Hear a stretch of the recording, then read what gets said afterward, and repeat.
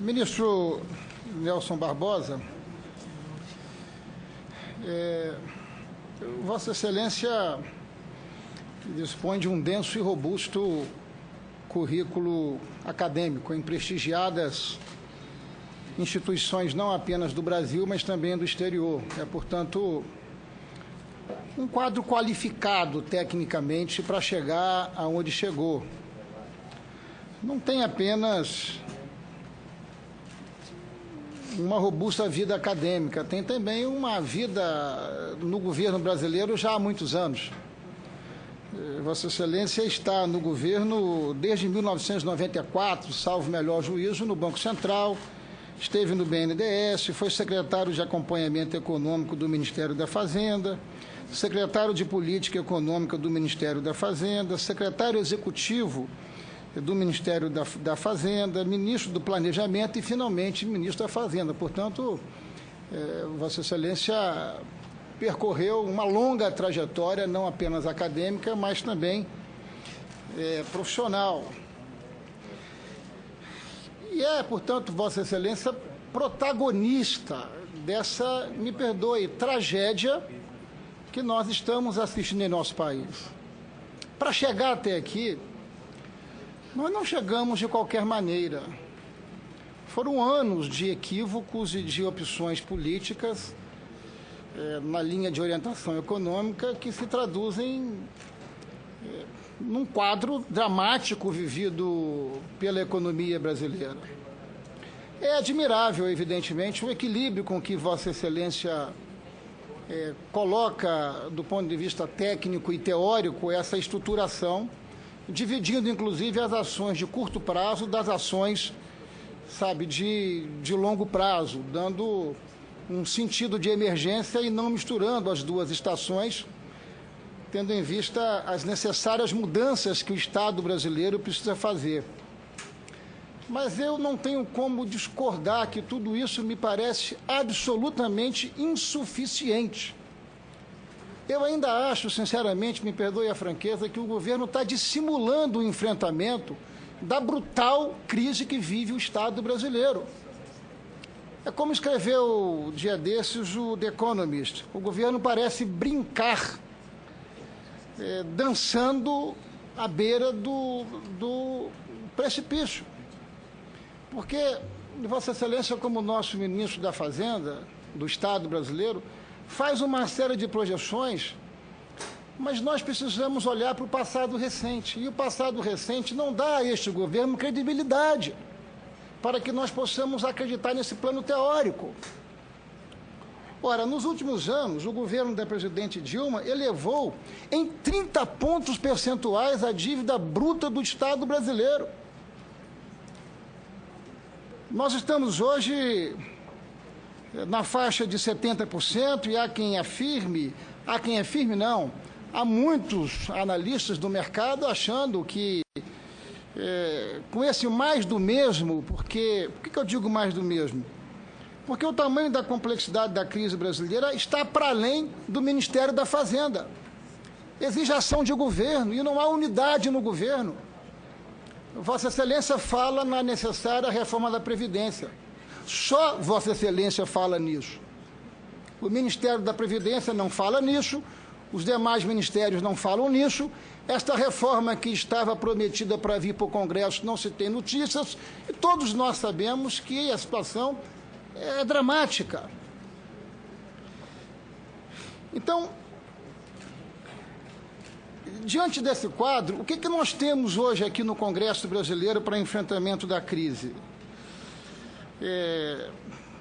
Vossa Excelência pede que a gente acredite na perspectiva e na possibilidade de que o governo brasileiro vá finalmente colocar um limite nas chamadas despesas vinculadas, nas despesas obrigatórias, mas não há sequer unidade dentro do partido da presidente da República para fazer esse enfrentamento.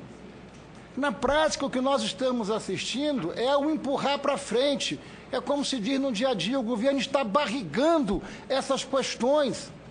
E a cada semana e a cada mês, não apenas a crise se acelera, como a perspectiva para frente se traduz numa brutal desconfiança na perspectiva desse governo reverter a realidade, sejamos aqui sinceros, que ele mesmo construiu. Como se diz na linguagem do povo, o governo construiu uma casa de caboclo para ele mesmo. Deu um nó muito bem dado. Foram anos de equívocos, a meu juízo, para chegar até aqui. Quer dizer, a perspectiva de que a gente possa, em 2018, ultrapassar a casa dos 80% da dívida bruta em relação ao PIB, ela está posta.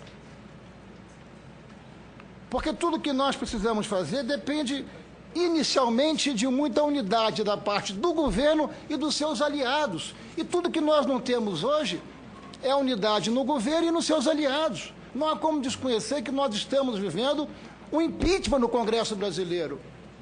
E todas essas medidas que Vossa Excelência sinaliza, a meu juízo absolutamente insuficientes, ela necessita de unidade e apoio político. E esse apoio político não existe no Congresso e não existe na sociedade brasileira.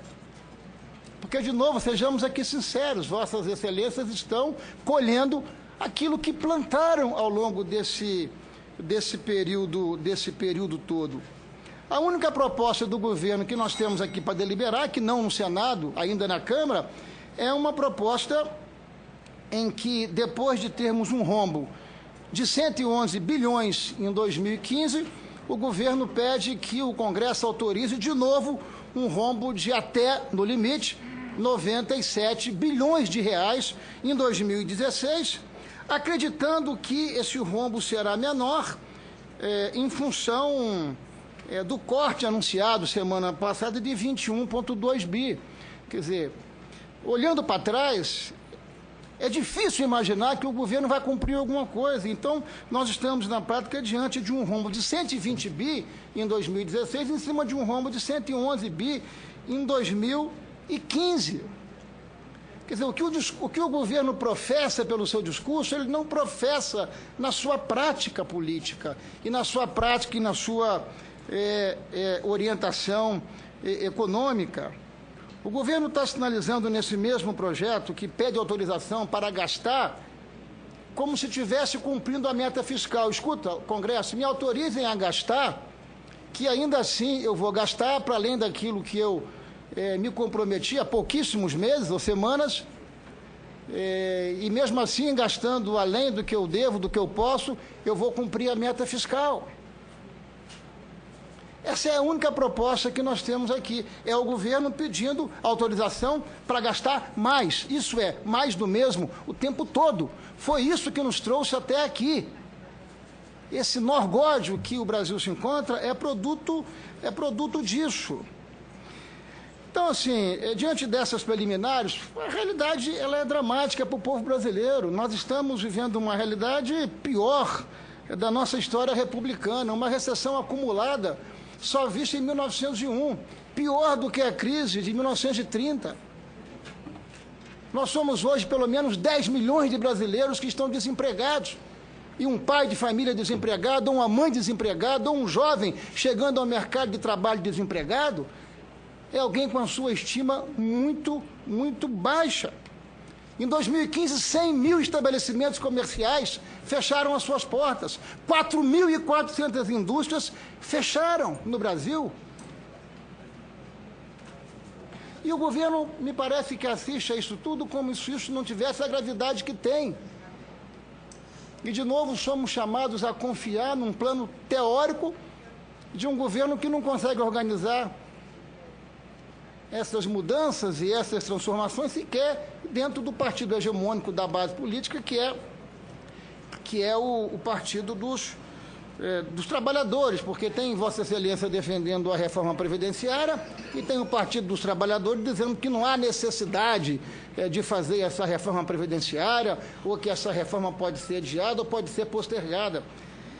Então, assim, eu não tenho na prática uma pergunta para fazer a Vossa Excelência. Eu quero dar esse depoimento de alguém que está no dia a dia convivendo com o drama do cidadão brasileiro, das pessoas que estão olhando para a crise com enorme preocupação e indignação, mas estão olhando assim com muita incerteza e com muita desconfiança para este governo, por tudo que esse governo construiu até aqui. Quem fez o que fez até aqui, num ambiente como esse, escuta, o partido do vice-presidente da República está se desligando do governo hoje. Se o governo não se entende com a sua base, como é que vai se entender com a sociedade brasileira? Sim, porque o país definiu quem deveria ser governo e quem deveria ser oposição. E a população definiu que vocês deveriam ser governo. E vocês são governo. E vocês construíram um drama, sabe, muito complexo para a sociedade brasileira. Em que pese, eu tenho um respeito por Vossa Excelência, que tem, de fato, uma carreira meritória, mas os fatos, eles se apresentam com tanta contradição em relação a esse pouso suave, esse soft landing que Vossa Excelência faz aqui na Comissão de Assuntos Econômicos. É como se nós não estivéssemos com a nossa casa pegando fogo. Então, não é uma pergunta, senhora presidente, mas é uma reflexão sobre esses equívocos todos que fizeram o governo chegar até aqui, ou se não houve equívoco, por que chegou, e imaginar como o governo vai fazer para construir base política, confiança, para que nós possamos sair dessa quadra dramática, inclusive nesse ambiente em que nós estamos, o Congresso brasileiro está deliberando sobre o impeachment do governo de Vossa Excelência. Como num ambiente como esse, construir unidade para implantar, ainda que insuficiente, essas reformas que Vossa Excelência apresenta aqui. Obrigado, presidente. Agradeço.